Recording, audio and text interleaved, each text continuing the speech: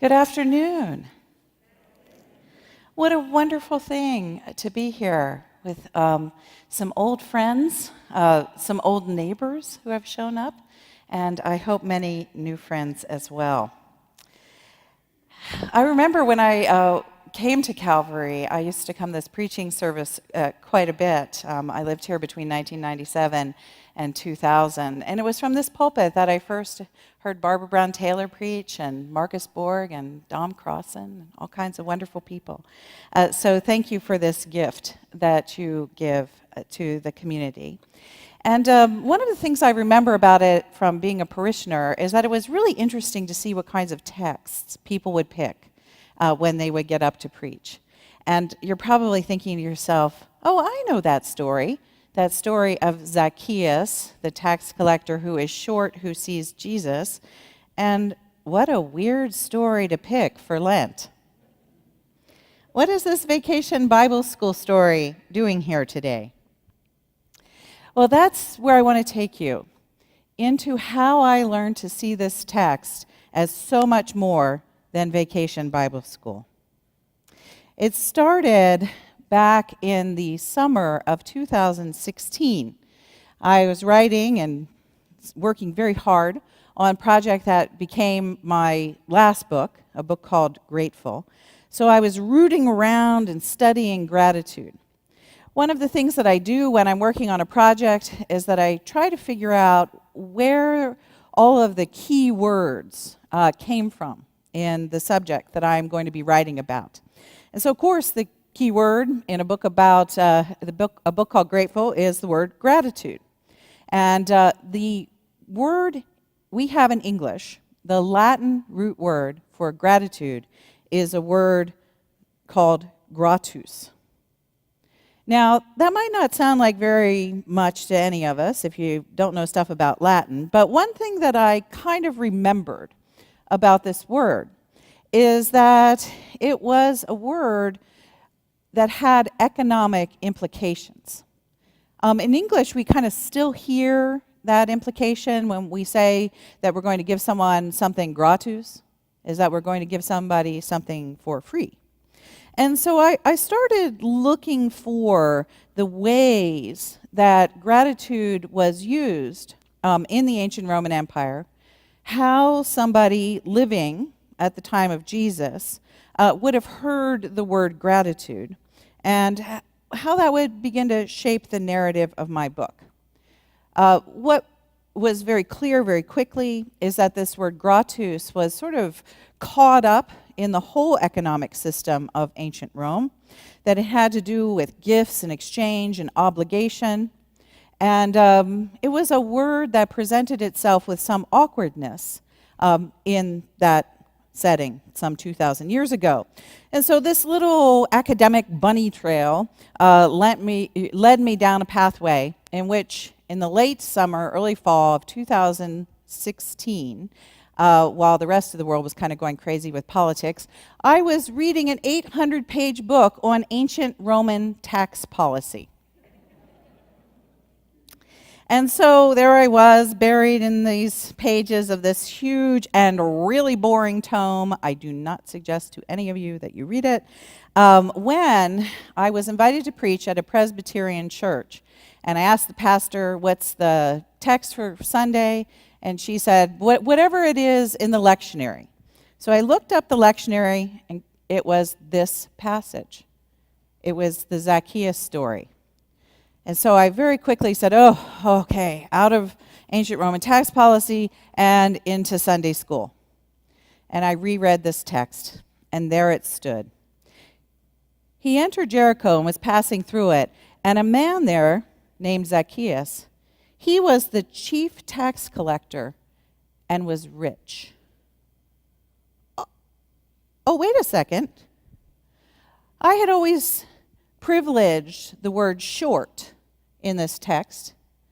I had never privileged the words tax collector.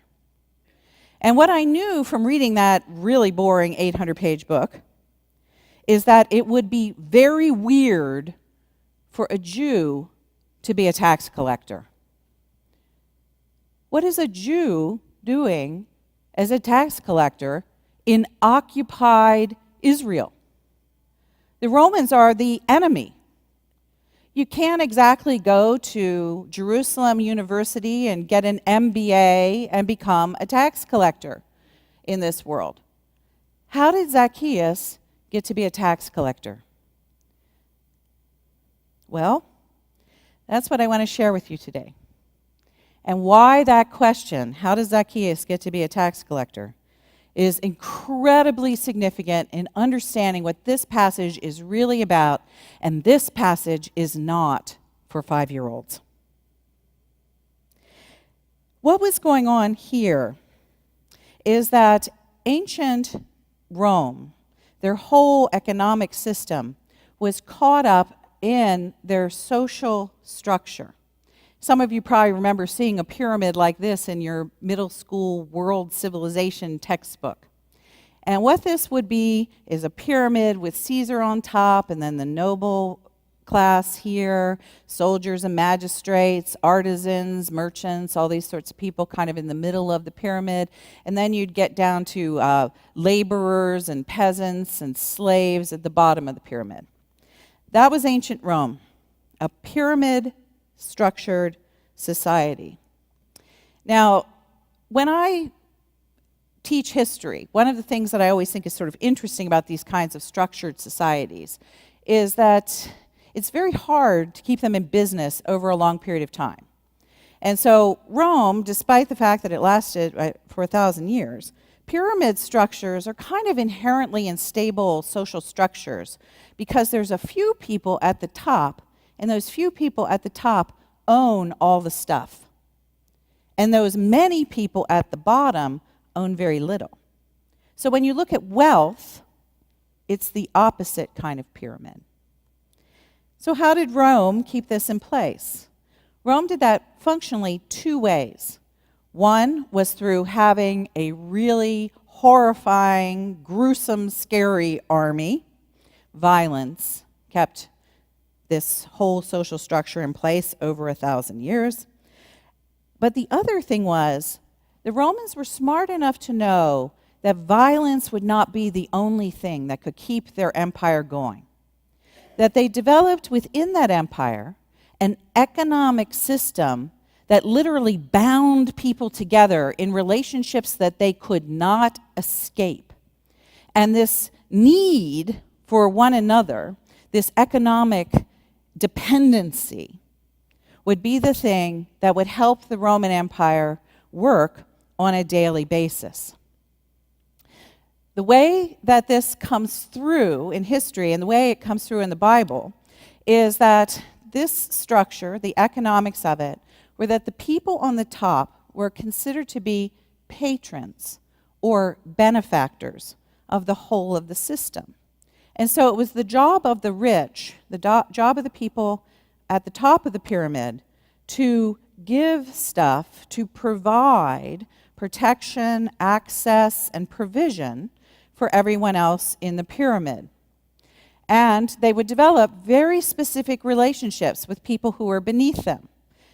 People who were beneath them were referred to as the client of the patron. And the client of the patron, now that's not like if any of you are therapists or doctors or lawyers or any of those things, and a client comes to you now and you enter into a contractual relationship. No, in the ancient Roman Empire, a client was more like client state. It meant you were a subject of someone else's will and power. It was not something that the client came to you and said, hey, let's enter in this business relationship.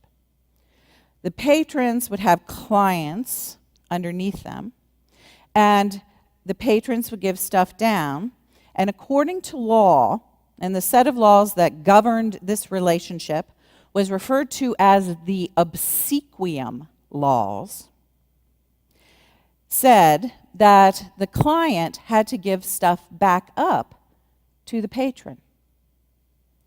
So see what happens here? Is there's a development of an economic system of a superior and an inferior where the two are caught together in an absolute bound relationship in which the person on the bottom has no power and the person on the top has all the power. What made this work, this patronage system, was gratus. The stuff that the patron gave down, protection, money, and access, those were referred to as the patron's grace and favor. Gratus.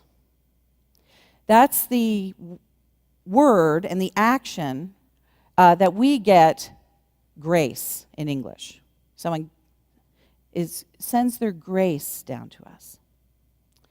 On the other side of the equation, when it moves from client to patron, the word is also called gratus. And what clients were required to give back up to patrons in this circle of exchange was their unending loyalty, their worship, and their cash. Taxes, tithes, and tributes. And when a client gave that to a patron, it was also called gratus. But in that part of the cycle, we translate that into English as gratitude. So the tax system of ancient Rome was part of this economic system of gratus, of gratitude. And now you can see why this is so mealy. How does a Jew who is a subject of the Roman Empire, an oppressed person, how does a Jew get to be a tax collector? Well, Romans were nothing if not smart. Once a year, they auctioned off a certain number of positions to people who might have managed to save money so that those people could actually buy their way up to a higher status in the pyramid. And that's what Zacchaeus was. Zacchaeus was a guy who bought his job, and his job was to take your money and give it to your overlords. Now, think about this encounter. A man was there named Zacchaeus. He was a chief tax collector and was rich. He was trying to see who Jesus was. Why is Zacchaeus trying to see who Jesus was? Because Jesus, this kind of out of control, prophetic, mystical rabbi who's walking all over the Holy Land, walking all over Palestine, is saying stuff about taxes. Render to Caesar the things that are Caesar's, the things to God, God's. Zacchaeus has no idea what Jesus is going to say when he comes to town. And what if he tells the people of Jericho not to pay their taxes? Well, then Zacchaeus is going to have a huge problem because the Roman overlords are going to come down on Zacchaeus. And what if he says, pay your taxes? Well, then all of Zacchaeus' other Jewish neighbors are going to hate him even more because they've got to cough up the cash. And so Zacchaeus wants to see Jesus because he has to hear. He has to be the first in line to know what Jesus is going to say. And so he hears Jesus is coming to town. He rushes to the edge of Jericho to listen to what Jesus is going to say. He gets there. He can't see because he is actually short. And so he climbs a tree in order to see Jesus because that's what Zacchaeus always does. Zacchaeus is a climber. He does what comes naturally to him. He cuts in front of you in the line to see what is happening. He gets the better place. Jesus sees Zacchaeus in that tree, and what happens next is astonishing. Zacchaeus, you come down from that tree. And Jesus is not just talking about a tree. Jesus is talking to Zacchaeus. Zacchaeus, you get out of that economic system of injustice and corruption, whereby you are taking advantage of your neighbors, whereby you are damaging your own soul by participating in this complicit action with the Roman Empire. You come down out of that tree. And everyone around is watching, and Zacchaeus does it. He comes down. Sometimes people will say to me, that's not political. It's just a tree. And to that, I have to say, sorry. Sometimes the gospel is all about politics, and you know this is political because of the next thing that happens. Jesus says, oh, and by the way, I'm coming to your house for dinner tonight. And that's the clue that this is about so much more than a tree. Because dinner invitations were part of the gratus system. The only people allowed to issue a dinner invitation was a person at the top to a person at the bottom. And here in this little story, Jesus is the person at the bottom. He sees Zacchaeus, he calls him out of the pyramid, and then he says, by the way, I'm upending the pyramid too, by me, a lower status person, inviting myself to your house for dinner. The whole crowd gasps. Oh my gosh, this Jesus guy, he's gone right after the heart of Caesar. What's going to happen next? And Zacchaeus says, yes. I think he's been waiting all of this time. His name in Hebrew actually means pure. He probably knows deep inside of himself that this is not the way that you should be a Jew. And Jesus invites him out of the pyramid to a table. And Zacchaeus says, yes. And then he goes on and he says, by the way, I am going to pay back 4 times as much as everything I stole, which is an astonishingly huge amount of money. For a tax collector would have stolen a lot along the way. And I'm going to give away half of my possessions to the poor. Zacchaeus gives up his job because there is no way that you can be a tax collector in the ancient Roman Empire and do this. It's impossible. This is Zacchaeus' complete conversion experience, coming out of complicity, coming out of this hierarchy, and saying that he is, for the rest of his life, willing to sit at this table with this rabbi, listening to these stories, where there is no one at the head, no one above anyone else, where all are fed and everyone has a place. And Jesus then says, today salvation has come to this house.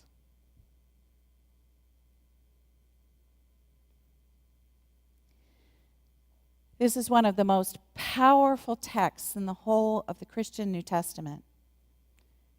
It is an invitation to Zacchaeus as an individual to stop being complicit with unjust systems. And Zacchaeus responds in such a way that he goes back towards the deepest meaning of his Hebrew name: purity, innocence.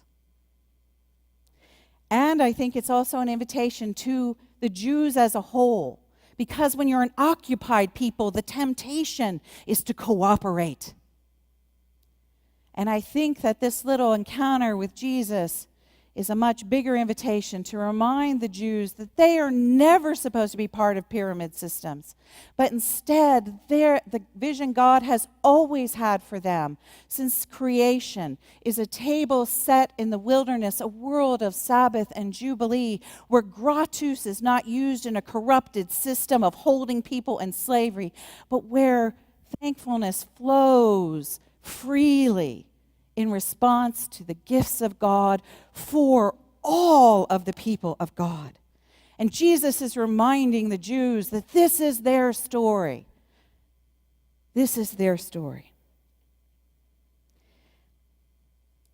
And here today at Calvary, it's also an invitation to us.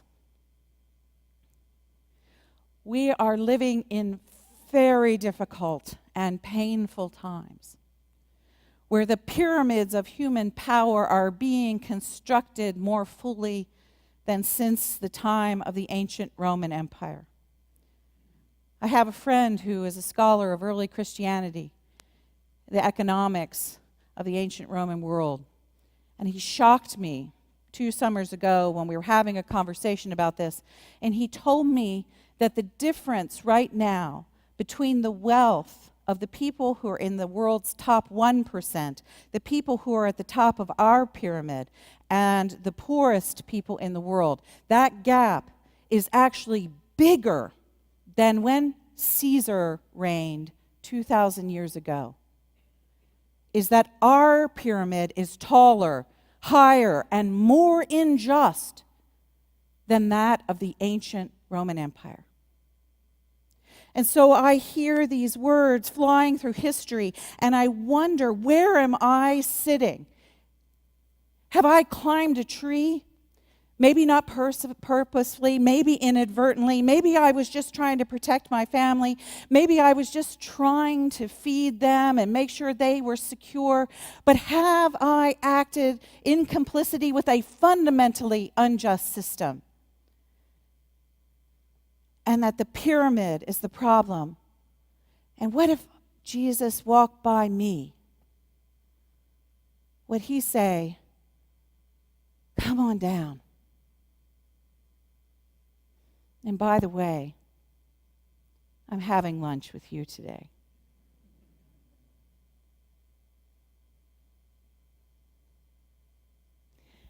This, my friends, is our invitation to rethink stories like this and understand that there's 2 structures of gratitude, one that is corrupt and one that is about us, and the other that is about God. Amen. Oh my.